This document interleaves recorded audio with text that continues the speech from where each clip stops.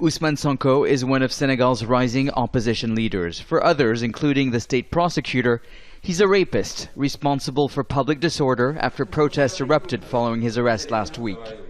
But Sonko, who's out on bail, says the allegations against him are politically motivated.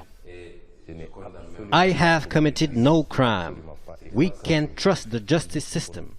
In the way the case is being carried out against me, the tribunal is violating the law and the procedures in order to sentence political opponents. The prosecutor is not working for the state, but Macky Sall.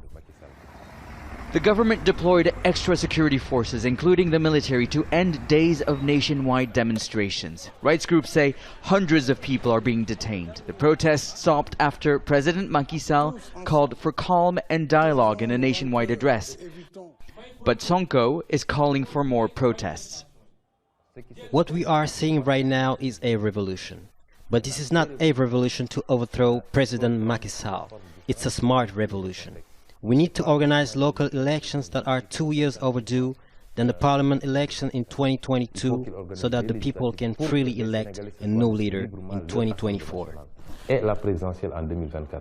Sonko describes himself as the anti-establishment candidate for the 2024 presidential election.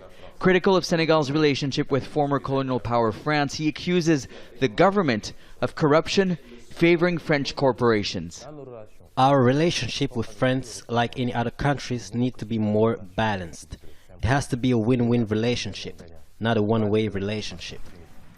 Critics say Sonko's nationalist discourse is dangerous. During the recent protests, his supporters are accused of burning and looting French supermarkets. Those looting are doing it not because they support me, but because they need provisions. These are people that walk past the supermarkets, unable to enter because they can't afford it. The looting shows the failure of the state.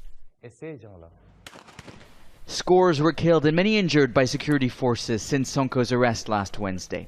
President Macky Sall blames the economic fallout of the pandemic for the unrest. For Sonko, the crisis calls for political change. Those that died were 14, 16, 18 years old. They know their future is at stake. In honor to them and all those that are political prisoners of Macky Sall, we can't give up the fight. But this is a movement that goes beyond politics. It's a call by young Senegalese tired of being ignored, wanting to be heard. Sonko believes he is the best suited to carry that voice.